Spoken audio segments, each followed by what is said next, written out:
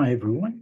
Today we are going to go over chapter 21, which is Univariate Statistical Analysis. And this is what we are going to learn today. We are going to learn how to implement the hypothesis testing procedure. We will use the p-values to assess the statistical significance. And we will also test hypotheses about an observed mean as well as compared to some standard. We will also know the difference between type 1 and type 2 errors, and we will know when a univariate chi-square test is appropriate and how to conduct one. So let's get started. This is an example from the book that is showing us, is a satisfaction score of 3.9 good or bad? So when we have a question like that, that is impossible to answer. Whether it is good or bad, we want to compare it to some standard. We want to compare it and collect observations so we can actually tell or answer this question, whether that score is good or bad.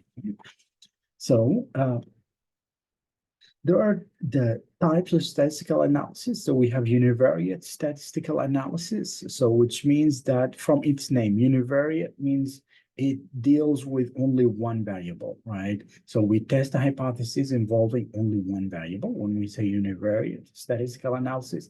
Bivariate, again, the prefix bi means two, right? So we deal with testing hypotheses dealing with two variables, that's bivariate. Multivariate, that's when we deal with testing a hypothesis dealing with more than three variables, right? That's just kind of a very straightforward rule of thumb based on the terminologies.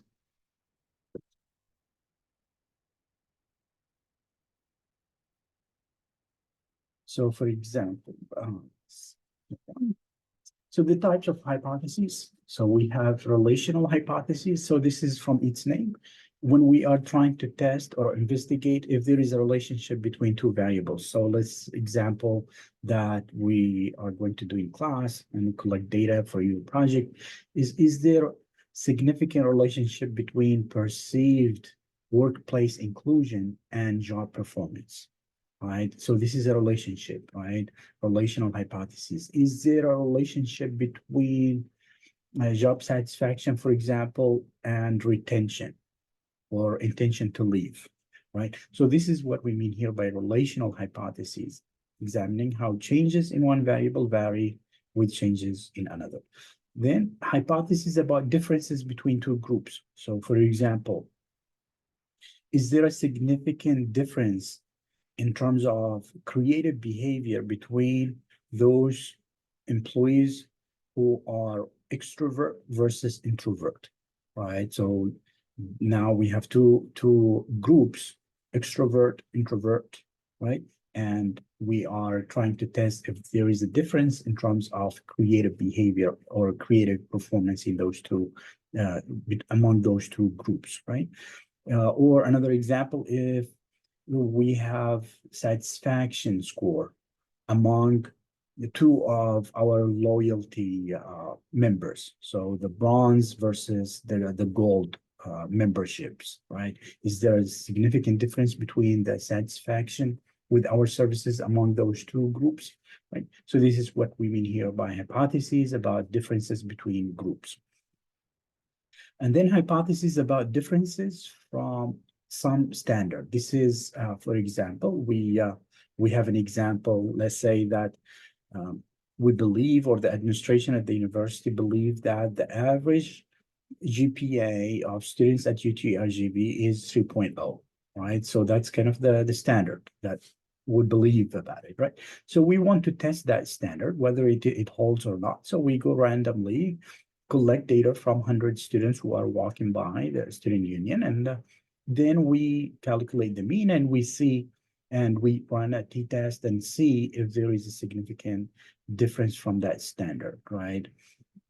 The mean of the sample, whether it is significantly different from that 3.0, which is the standard. So this is just an example of hypothesis about differences from some standard.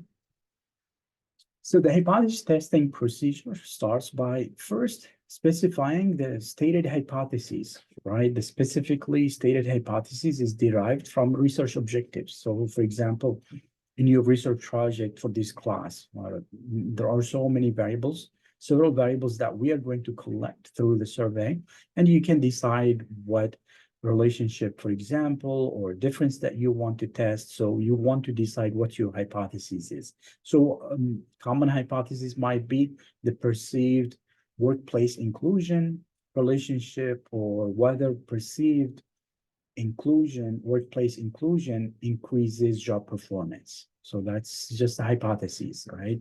And that's your hypothesis that you can think of, or maybe exercise increases health or well-being, right? So that's again, that's a hypothesis that you can hypothesize and then test it using the data that we're going to collect from that survey. Then a sample. So again, after you have that hypothesis, then you need to collect, identify a sample and obtain that data for the variables that you want to measure. And that's exactly what we are going to do. We're going to collect data for those variables that we have, and you decide which variables you want to test. And I have more details for you there as well. The third step is the measured sample value is compared. So then when we collect that data, we analyze that data, then we are going to see the value of the measured sample and compare it to the value either stated explicitly or implied in the hypothesis. So we're going to see if there is significant relationship, for example, between two variables, or if there is a significant difference between two groups.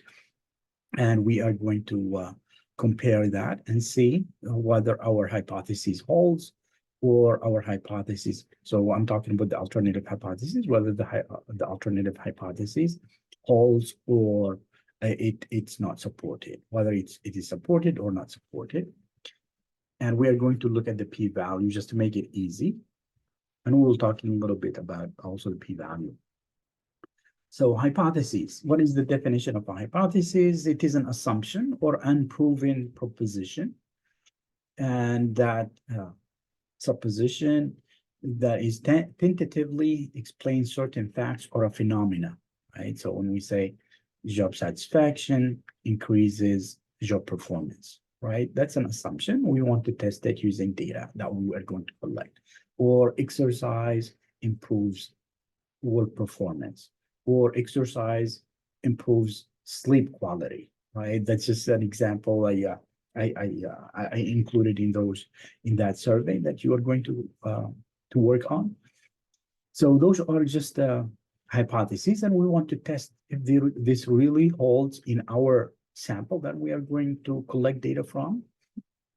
So it's an assumption about the nature of the world, right? And then the null hypothesis, it is about the status quo. It is always think that there is no difference in the sample or population or population. So the alternative hypothesis, that's the alternative hypothesis. That's basically what a researcher is trying to test or investigate or examine, right? So for me as a researcher, I would like to examine if job satisfaction increases job performance. That's the alternative. The null hypothesis will be the opposite, which will say job satisfaction is not related to job performance, right? So again, the alternative hypothesis indicates the opposite of the null hypothesis. So this is just an example from the book that there is a belief that freshman 15. So that's there is a belief that those students, freshman students in the first year, they gain around 15 pounds. And that's an assumption, or that's kind of a belief, you can say. And maybe it is true, because for me personally, when I did my undergrad, I lived on campus in the dorms and I had room and board. So I used to eat a lot in the cafeteria. So my weight increased actually, maybe more than 15 pounds at that time. So this is maybe a belief about the whole population in the United States, right? So then Purdue University, which is located in India, Indiana. So Indiana is in the Midwest. right? Is that representative of the whole nation, right? Well, they found that the freshmen only gained 7.8 pounds, but do you think that Purdue students are typical for the whole United States, right? So they collected another sample and they found, and they did a t-test of another sample, and they found that the average was significantly less than 7.8 pounds. Is that sample representative of the whole population? But at least just looking at those two, now we can claim if that was representative, especially the third bullet, we collected another sample from representative population, and we found that the average pounds gained, it was less than 7.8 pounds. Then we can conclude that the freshman 15 needs to lose a few pounds. So they need to change that understanding. So significant levels and p-values. So when we talk about significant levels, we are talking about the default, which is 0.05 or 0.05. So, right? So the significance level, just kind of, because I can read actually this whole definition for significant levels, but just to keep it simple, significance level is a standard that we want to keep it below, right? So what is, how much can we tolerate in terms of error, right? So 5%, that's how much we can tolerate as error. The less is the better. Less than 0.05, the better, right?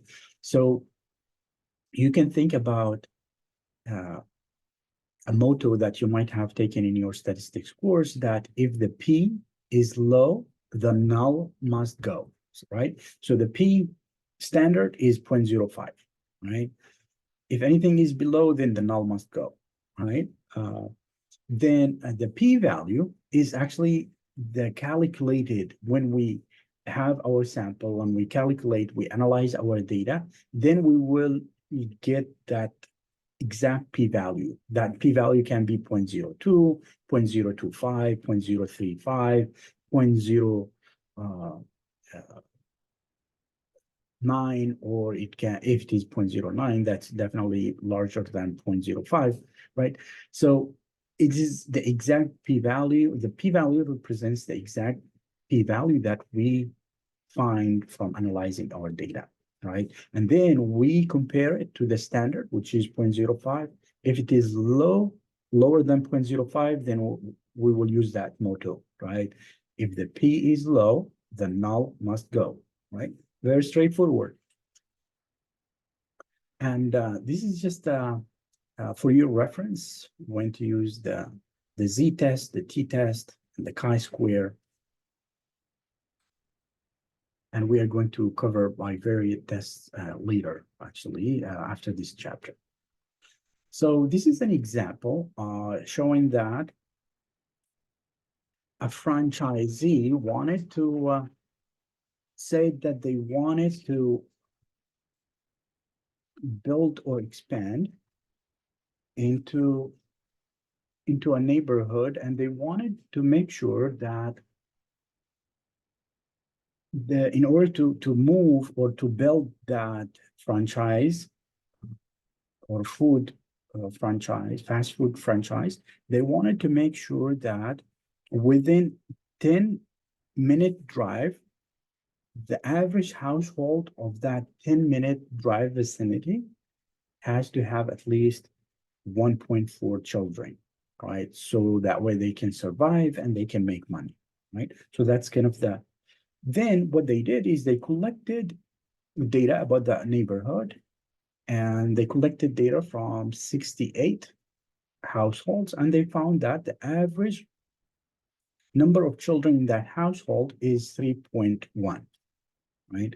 So then when we, and the standard deviation was 1 and so on.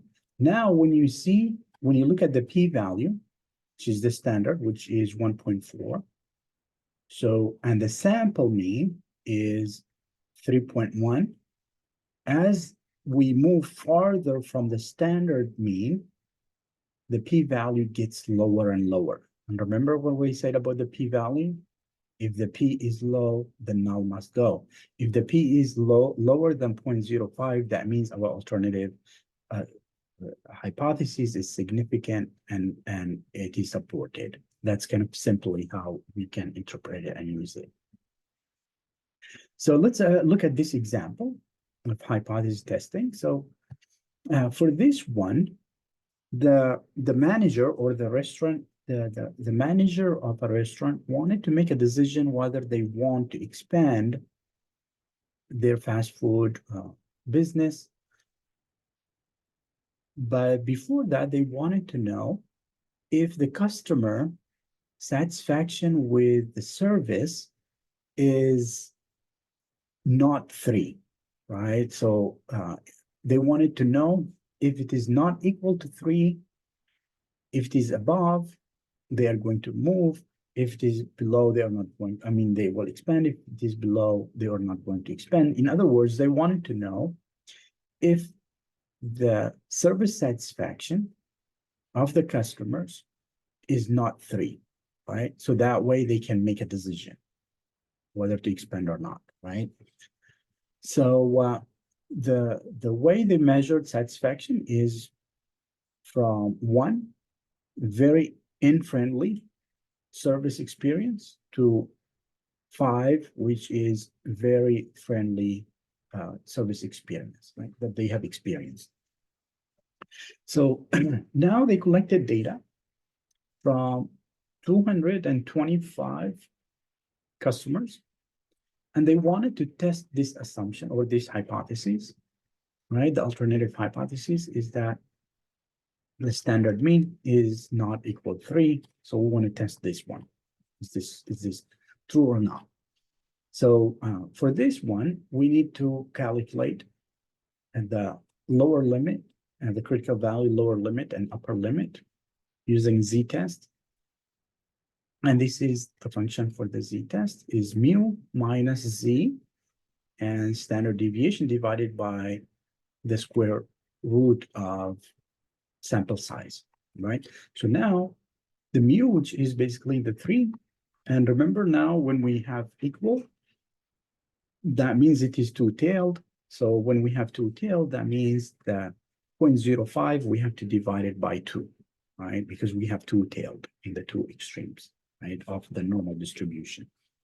So when we have an equal sign or not equal, that means two-tailed, we have to divide it by 2. And this, again, when they don't mention the p-value by default, it is the significance level is 0.05. So we divide that by 2. Now we will have 0.025. Now, how do we find the z? So to find the z is we need to go to the z table and find the 0.025. So to find the z table, so we can go here. So the z table is here, provided to you in Blackboard. You can find it.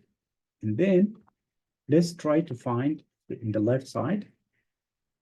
Let's try to locate where we can find 0.25. 0.025 is here, which is 1.9 plus 0.06. So that means 1.96, right? And that's exactly what we got here, 1.96 for z. And then we already have the standard deviation from our analysis that they mentioned here earlier is here, standard deviation, right? And then we have, in this example, so we have the standard deviation and we have the sample size. And now we can calculate the lower limit. Now let's look at the upper limit, which is 3.196. Now let's calculate the z-score or the z observation. So we have the sample, which is the sample mean minus the standard mean, right? Which is the x bar, which is the sample, minus the standard. So this is what we have here. The when they collected the data, they found out that the satisfaction score of that sample they collected from 225 was 3.78. So now we want to test if this is really significantly different from the standard, which is 3.0. Is it really larger than that or not? Or is it statistically significantly different or not, right? So let's do that. And then we calculate the Z. And then when we have the Z score here, we can actually go to and judge this based on the p-value. So to make it easy for you, provided to you here under Univariate Statistics Recap, you can scroll down and then see here so what did we do the Z? So the p-value from the Z table, open this guy. So again, now let's see what was our Z score. So 7.8. 7.8, significance level is 0.05. Was it one-tailed or two-tailed? We say two-tails because we had the equal or non-equal, right? Right, so now let's see, calculate. So the result is significant at p-value less than 0.05. So in other words, what we can say is we can conclude that there is a significant difference between the sample mean, which is 3.78, from the standard, which is 3.0. In other words, now we can tell the franchisee to be, now you can actually safely expand because satisfaction is actually larger than 3.0. And this is another, the normal distribution showing kind of the upper limit and the lower limit. And it shows also the rejection region, and the sample mean is actually within the rejection region. So that means we can reject the null and say that the alternative hypothesis is supported, which says that the sample satisfaction experience is larger than 3.0, right? So now let's look at type 1 and type 2 errors. So just kind of to simplify it to you, I added this image for you. So the null hypothesis here is that you are not pregnant, right? That's kind of the status quo or the null hypothesis. So for the first one here, for type 1 error, which deals with the significance level, which is 0.05, right? So they concluded, or the doctor concluded based on the analysis, that this man is pregnant, which is basically rejecting the null hypothesis, right? When it is true. So this guy is not pregnant. So we rejected the null hypothesis when it is true. That's actually type 1 error. For type 2 error is when you mistakenly reject the null hypothesis when the alternative is true, right? So here, the alternative is true. She's pregnant, but our analysis shows that, or tells her that she's not pregnant mistakenly, right? So let's look at the definitions here of type 1 error. So it is caused by rejecting the null hypothesis when it is true. Again, it deals with alpha, which is the p-value, 0.05, and we are going to deal with this. So practically, type 1 error occurs when the researcher concludes that a relationship or a difference exists in the population when in reality it does not. And then for type 2 error, again, it is when we fail to reject the null hypothesis when the alternative hypothesis is true. And again, this is that graph actually does a good job in explaining the difference between type 1 and type 2 errors. So also in our legal system, it is based on the concept that a person is innocent until proven guilty, right? So type 1 error happens. So the null hypothesis is the person is innocent, right? That's the null hypothesis. So type 1 error happens when we decide that an innocent person goes to prison, right? So that's when we reject the null hypothesis when it is true, right? So the person is innocent. However, we send this person to jail. So that's type 1 error. On the other hand, type 2 errors is when a guilty person is set free, right?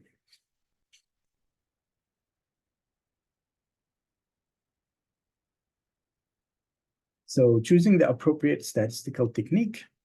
So choosing the correct statistical technique requires considering the following.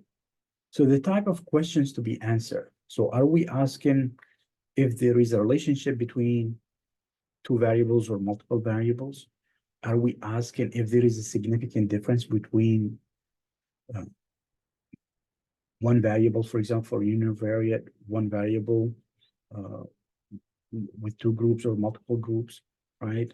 Only one or, right? So in other words, what is the type of question to be answered? Is it relational or difference? Second, we need to also consider the number of variables involved. Are we dealing with only one variable? So then it's a univariate analysis. Are we dealing with two variables? That is bivariate analysis, or we are dealing with multiple, more than three variables, which is multivariate analysis, right? Third, what is the level of scale measurement? So do we have a categorical variable that is nominal or ordinal, or we have a continuous variable, which is ratio or interval, right? And again, in some cases, we use ordinal as continuous. As you will notice that in our survey data, we will assume that the ordinal variables we will deal with them as if they are continuous variables. So parametric versus non-parametric tests. So parametric statistics is used when we have a continuous variable or when we have a normal distribution in a variable, right? When we have a normal distribution in a variable and that the data is interval or ratio, in other words, it is continuous variable and the sample size is large. So for non-parametric statistics, we use it when we don't have normal distribution and also when the variable is not continuous.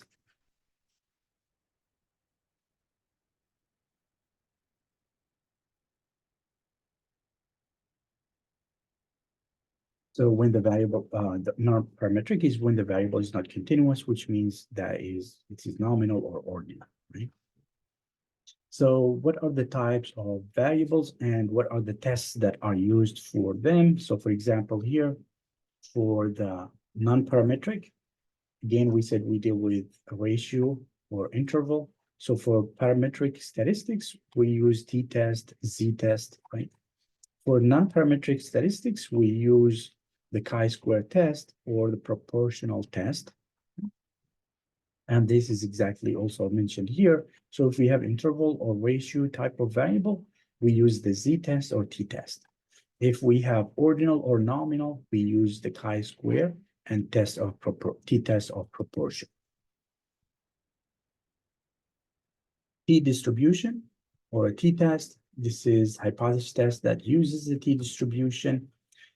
For a univariate, t-test is appropriate when the variable being analyzed is interval or ratio. In other words, it is a continuous variable, and this is the function or the formula that we use for the t, which is the x bar minus the mu, which is the population mean, divided by the standard error mean. So degrees of freedom is always the number of observations minus one, just kind of n sample size minus one, n minus one, just to keep it in mind. So the larger, as you can see here, the smaller the number or the degree of freedom, the flatter the normal distribution will be. So the larger we have a degree of freedom, the narrower that normal distribution bell curve will look like. So let's look at calculating confidence interval estimate using the t-distribution.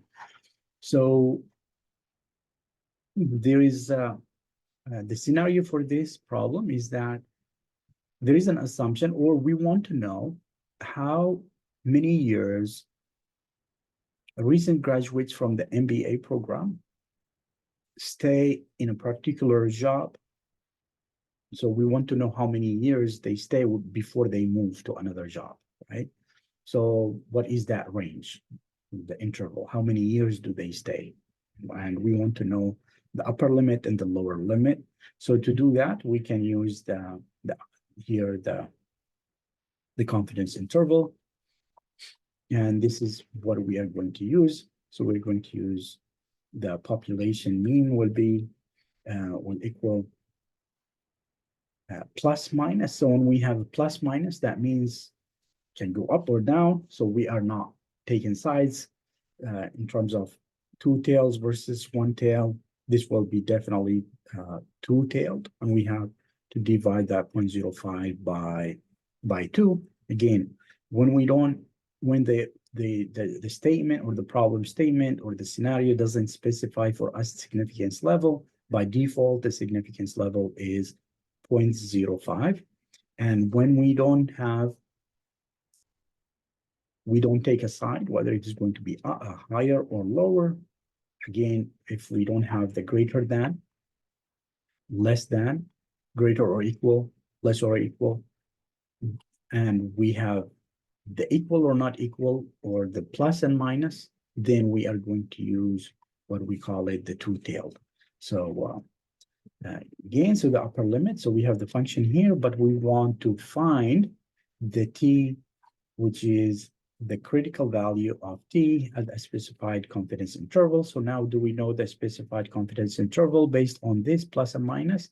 We know it is 0.05 divided by 2, so that equals 0.025, right, for the significance level. Right, so now let's go to the t table to find out, and that's to find out, and then we need also to calculate the degree of freedom. So let's see how many we have here. We have around 17. So the degree of freedom will equal 17 minus 1, which will equal 16, right? So now let's do that. Let's go to the t table. So the t table is here. And we are going to look for degree of freedom. We said 16, and the p-value is 0.025, so we have 2.12, right? So that's actually what we have here. So for the t critical value is 2.12, and that's exactly how we found it. And then the rest is already given to us from the mean. So this is the mean, the standard deviation we calculated based on the values that we had in this data set. Right. So now we know the upper limit and the lower limit. And again, so the question was, we want to know how many years a recent graduate from the MBA program stay in a job before they move to their next job. So we can say here, they stay at least 2.49, and sometimes they stay more than that, 5.28 years before they decide to move to another job. So now we can discuss the one-tail test versus the two-tail test. So for the one-tail test, let's see if I can use this pen.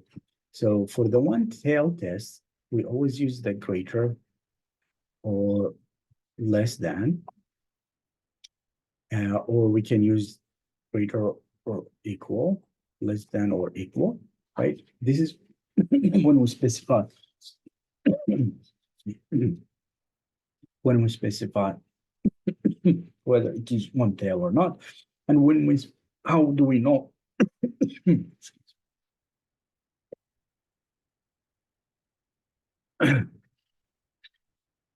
how do we know if it is one tail?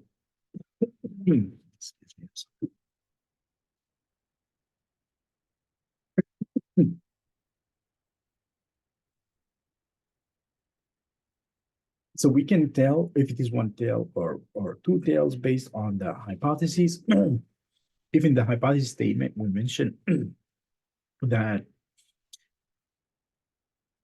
perceived workplace inclusion will increase job performance, so that means we are already saying it is going to increase, not decrease, right? Or it's not going to be different. So we are saying we are taking sides, right? We are saying it's going to increase. The relationship is going to be increased, right? So that automatically tells us that it is one tail test, right? If we say that job satisfaction will reduce retention, turnover, right? Job satisfaction will reduce turnover. That means it is less, right? So we are taking direction. So that means we are going to take, it's going to be one tail test.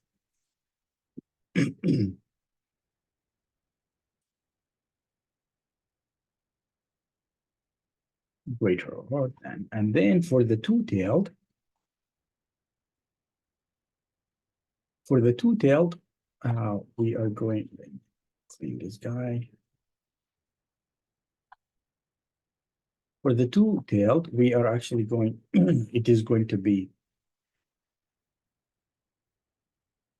when we have equal or not equal, right? So this is for, or we don't mention if it is going to be greater or less. We just mention it that we just want to see if there is a difference. We don't mention if it is greater or less, right? So then we are going to use the two-tail test, and you will notice that actually from the examples that we are going to do throughout the class.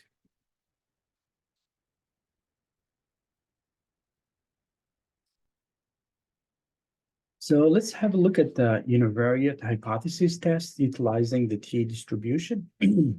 So suppose that a Pizza Inn manager believes that the average number of return pizza each day to be 20. So the store collected data and of those defective assemblies for each of the 25 days it was opened in a given month. And this is what they found. They found that the mean was calculated to be 22. So 22 pizzas were defective, which means they were returned, and the standard deviation to be 5. So now, is there a significant difference? So the alternative hypothesis, is there a significant, or the question that we want to ask as a research question, is there a significant difference between 22 and 20? Okay, so that's where we are going to use the t-test to examine this. The sample mean. So the null hypothesis is that the sample mean will equal 20, which 20, and then the alternative hypothesis is that the sample mean is not equal to 20, right? So this is the alternative hypothesis. So now let's calculate. This is the standard error of the mean equals 1.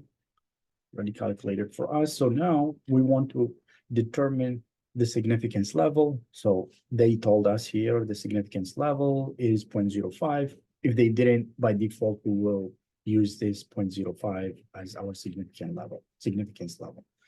So the researcher must then find the upper and lower limits of the confidence interval to determine the region of rejection, right?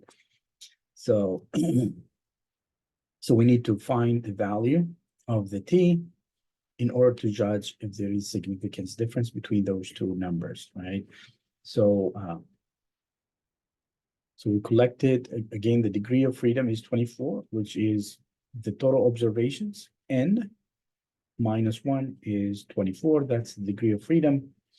And then let's see how they found the t-value or the t 2.0. So to find the t-value that we are going to use here, which is this t critical value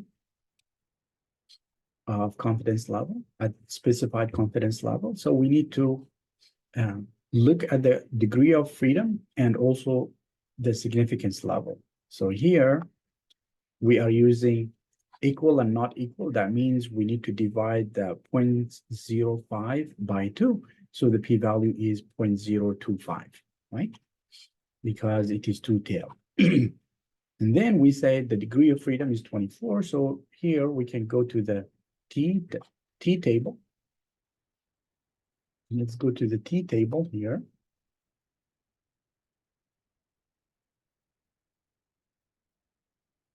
And let's find the degree of freedom is 24.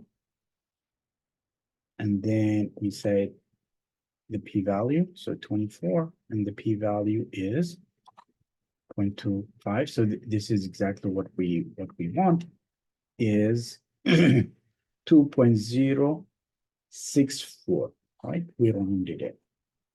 And that's exactly what we found it. They put it here.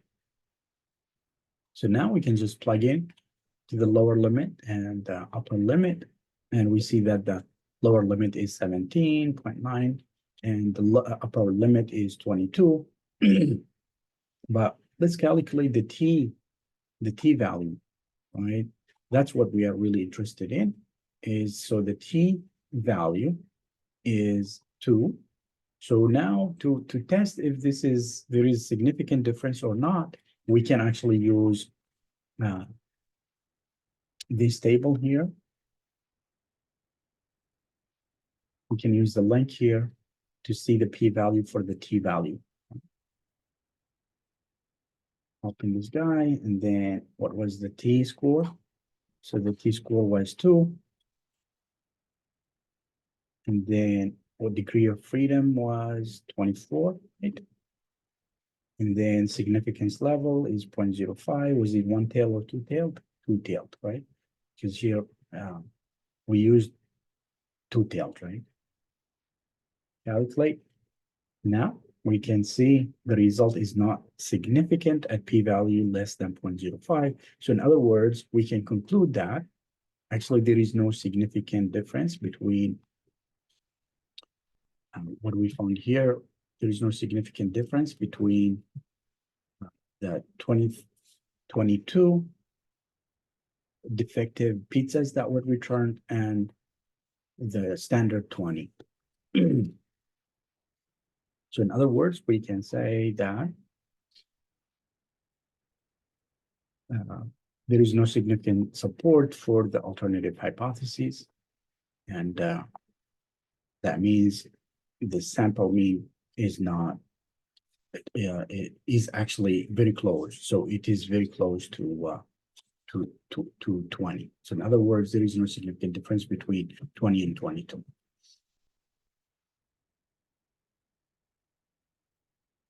So now chi-square test. Let's have a look at chi-square test. So we use the test for statistical significance, and is particularly the chi-square test is actually more appropriate for testing hypotheses about frequencies or tallies arranged in a frequency or contingency table, cross tabulation. So let's look at an example that we have here. So here, a researcher believes that Papa John's stores are always located in a standalone location, not in a shopping center, right? So the researcher wanted to test that assumption to see if there is really significant difference between that assumption and observed data. So he collected, or she collected, data from 100 stores. So they found that 60 stores were located in a standalone location and 40 stores were located in a shopping center. So this is the what we call the observed frequencies or the observed data. Now, what is the expected, right? So the expected is the default, right? So for us, in order to be fair, how many do we have? We have 100. The expected is that standalone would be 50% and shopping center that would be 50%, right? So that's the expected, which is the status quo. So this is basically how we do it. And to do this, let's look at an Excel example that I already provided to you here. So the expected, again, is going to be the total divided by 2. So again, 50%, 50%. And then for the chi-square, we can use this function or formula. So it is going to look like for the standalone, it's going to be the observed minus the expected raised to the power of 2 divided by the expected. Right, so we have 2. The same thing now for this one. It's going to be the observed minus the expected divided by the raised to the power of 2 divided by the expected. So now the total chi-square score is 4. So now let's go to the table, the chi-square table, to see if this is really significant or not. So again, what is the degree of freedom here? So we have only 2. So degree of freedom would equal 2, which is standalone and shopping. Those are the only options that we have, minus 1, which equals 1. So now let's go here. And the chi-square score, we had it as 4. Degree of freedom is 1. And significance level is 0.05. Let's calculate. So now the calculation is a p-value, exact p-value is, which is less than 0.05. So now we can conclude that actually the majority of, there is significant difference. That means, yes, the majority of stores are Papa John's restaurants are actually located in a standalone location, right? So that's all that I wanted to cover with you today. And I wish you all the best, and I'll see you soon.